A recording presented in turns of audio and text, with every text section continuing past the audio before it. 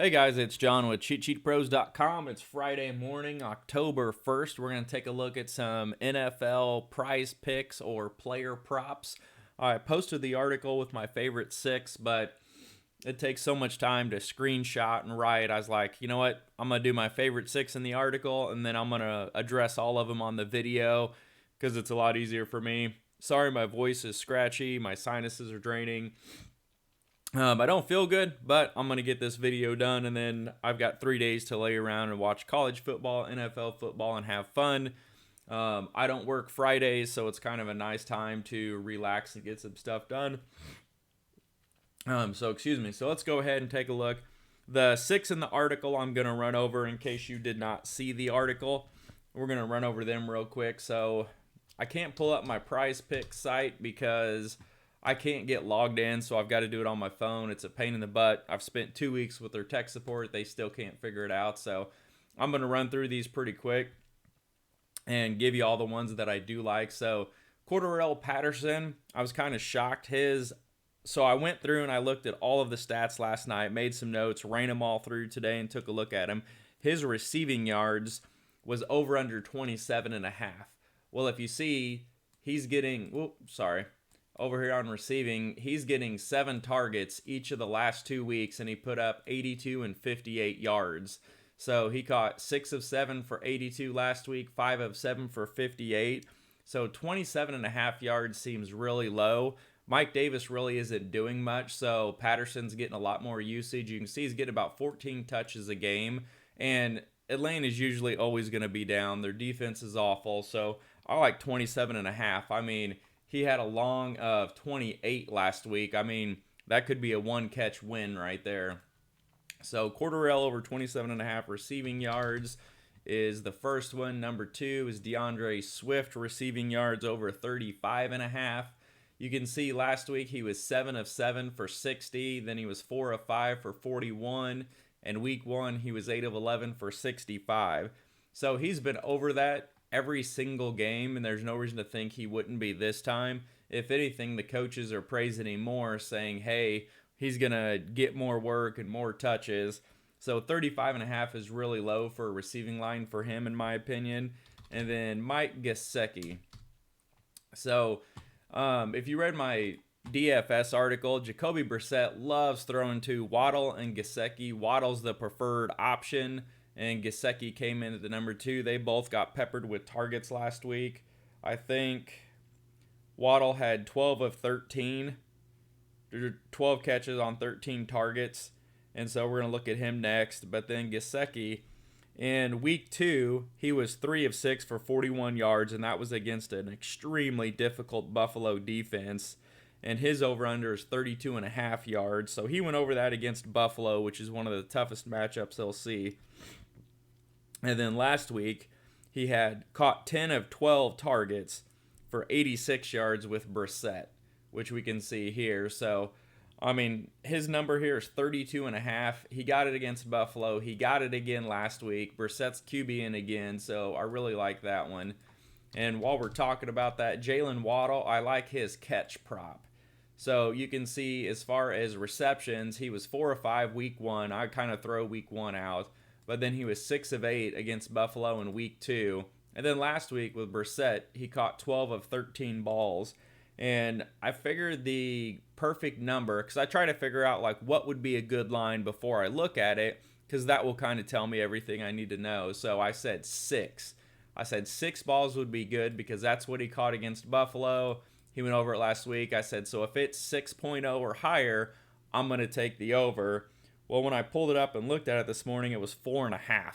So that was a no-brainer for me to go over on Waddle catches. And then we've got the 6th one that was in the article. Cooper Kupp, I mean, he's off to an amazing yard. 7 of 10 for 108 yards, 9 of 11, 163, 9 of 12 for 96 yards. I mean, phenomenal year. His over-under on yardage was 85.5, which is probably a pretty good number, but with him putting up 96, 163, and 108, that really intrigued me. Now, I know Arizona's got a tough secondary, so they're only allowing 202 pass yards per game, which you can see here. but I wanted to look into it a little further. So if you go over here to PFF, and you can see Cooper Kupp's. Let me screenshot this for you so it's easier for you guys to see. And then I can draw on it. So let me get this back in the middle of the screen. Here, I'll blow it up for you a little bit.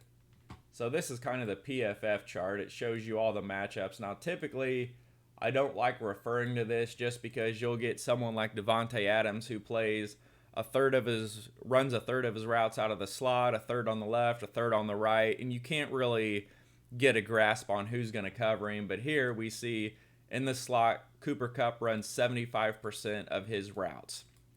So these are the three possible combinations that are going to cover him. Well, you can see this is kind of staggered off one when you come down here, so you got to look at it like this. But Marco Wilson's going to cover the slot 95% of the time, and he is the lowest graded PFF corner, so it gives Cooper Kupp an excellent matchup. So I'm not worried about Cooper's individual matchup, so I like him. I mean, 96, 20, what did I say earlier? Oh, yeah, he's even higher. Oh, no, sorry, wasn't on the game log. 96, 163, 108. With that yardage, 85.5. I mean, it looks good to me. So that was number 6 that I like. Now for the ones that were not in the article that I want to run over. I don't like betting a lot of unders, but there's a couple that jump out at me. So Calvin Ridley, you can see he's put up 61, 63, and 51 yards. The whole Atlanta thing struggling. His A-dot is way down this year, and his over-under number is 85.5. So I own a lot of Calvin Ridley in season-long leagues, so I hope he breaks out and does better, but that's probably an under I would lean on since he's got 3 straight unders, and they don't look like they're going to right the ship anytime soon. Another one is DJ Moore. With no CMC, I was curious to see how his targets were last week. And so week 2, he got 8 of 11 targets. Last week, he caught 8 of 12 targets, had 79 and 126 yards. And his receptions only 6. So he's had 6, 8, 8. So I like going over 6 because if it's 6 on the number, you get a push. You don't have the hook in there. And he's had 8 the last 2 weeks. And I think he'll continue that just because CMC's not there. So he'll heavily be utilized in the pass game. And he's the clear wide receiver 1. So that's another one that I'm looking at. And then also Michael Pittman. So Pittman's really jumped out this year. There's a chance T.Y. Hilton's back this week. Don't quote me on that. So I'm curious to see how this affects him. But Pittman, so when I look at his, I was like, all right, he caught 8 of 12 targets. Then he caught 6 of 12 targets. And they're pretty good tosses. So the targets are going to equal a lot of yards. So I want to see how many balls he's catching. So 6 and 8 the last 2 weeks. Only 3 in week 1, which week 1 I kind of throw out because they're kind of getting used to each other. And Wentz does have 2 sprained ankles, so he's hurt. So there's a lot of risk. That's why it didn't make one of my favorite plays. But 6 and 8 the last 2 weeks, I figured if his number's 5.5, that would be a good number to go with because you got the risk built in. Well, when I pulled it up, it was 4. So Prize Picks has over under 4 catches for Michael Pittman. So I like 4. I mean that's almost a no-brainer there. It didn't make my favorite plays, though, because those top 6 I liked better, but I do like the Pittman 4 catches over some of the others. And then you've got your always classic, I call this one the golden oldie, your Patrick Mahomes touchdown passes thrown. It's always 2.5, and I mean, he's 3, 3, 3.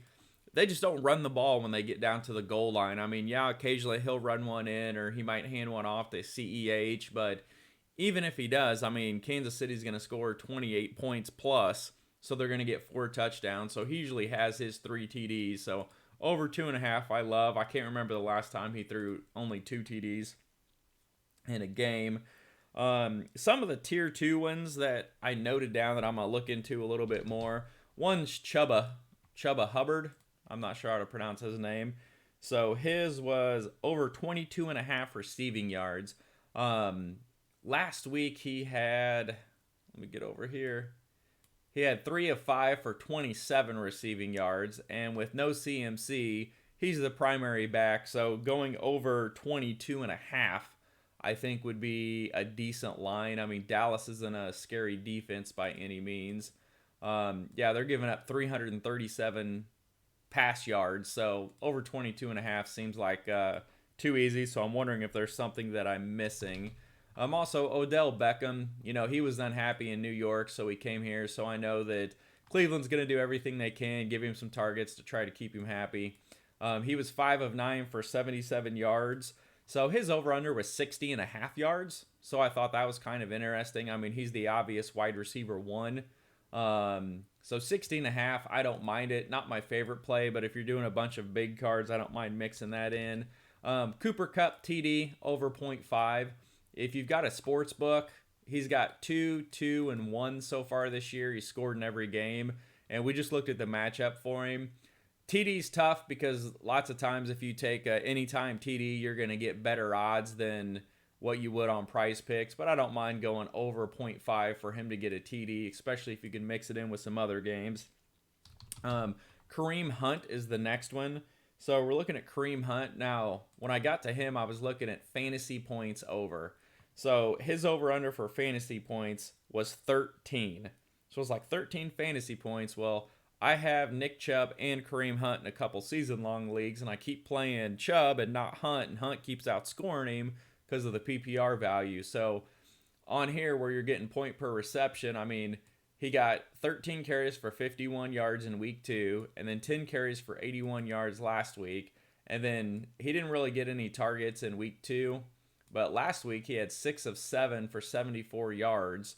I mean, he had 17 points week 1, only 6 in week 2, and 27.5 last week, and he's made it in the end zone twice. I mean, if he gets a touchdown, that's half the points that you need right there, so it's pretty much a lock.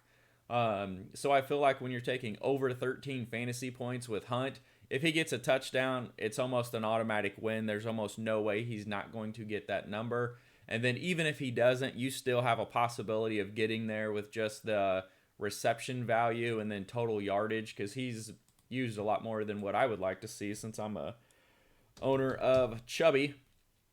So the next one is, no, not Hunt, Henry.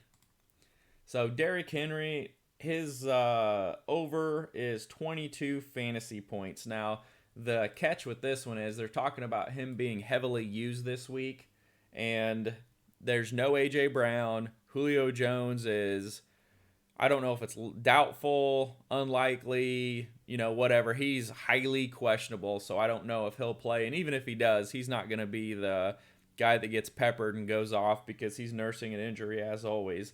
So Henry over 22 fantasy points seems like a lot, but he's got 22.4 last week and then 50 the week prior. And this is a game that they could be without their top 2 wide receivers against a mediocre rush defense where they're heavily relying on him. I mean, he had 35 carries in week 2, 28 carries last week. And what's even more impressive is now they're getting him involved in the passing game. Look, he caught 3 of 4 balls in week 1, 6 of 6 balls in week 2, 3 of 3 in week 3, and then he's got an extra 30, 50, and 20 yards on top of this. So I don't mind taking the over 22 fantasy points because he's a icon of that offense that's going to be heavily used this week.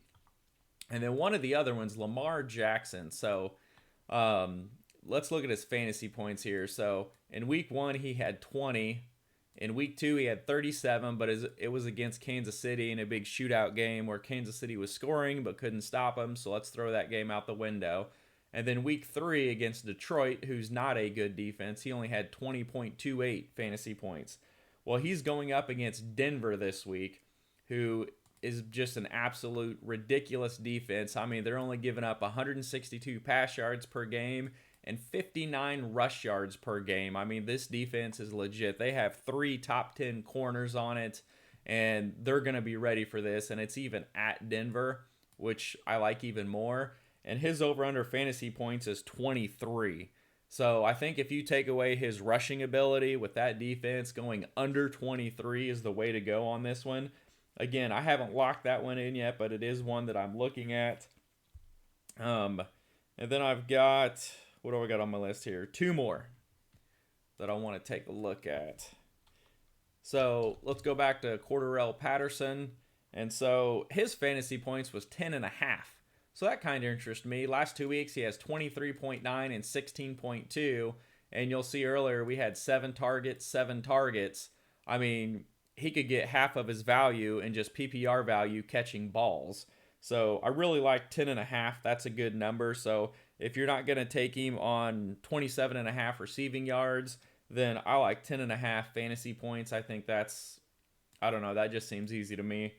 The other one is Najee Harris. So Najee Harris didn't show up on receptions or receiving yards when I was looking, but he did for fantasy points. So we're going to throw out week 1. Buffalo, we found out they're an elite top 3 defense. So what did he do the other 2 weeks? So against Vegas, he had 19.1 fantasy points. Cincinnati, he had 31.2 fantasy points. And you can see the offensive line's not good. He has 10 and 14 carries for 40 yards. Week 2, he caught 5 of 5 balls for 43. But last week, look at this. 19 targets, 14 catches, 102 yards. That's just, that's Le'Veon Bell numbers there. So, I mean, the 14 catches alone in a PPR is 14 points. Well, what do we think his fantasy point over-under is? If you give him, even half of this, let's say we give him 7 catches for 70 yards, that's 14 points. And then if he rushes for another 40 yards, that's 18 points, and that's without a touchdown. His over-under on fantasy points is 18. So I do like that. This really intrigues me because if we had a duplicate of last week, 14 balls, that's 14 points. He can do almost anything and lock that in. Again, not my favorite play, but one that I want to consider.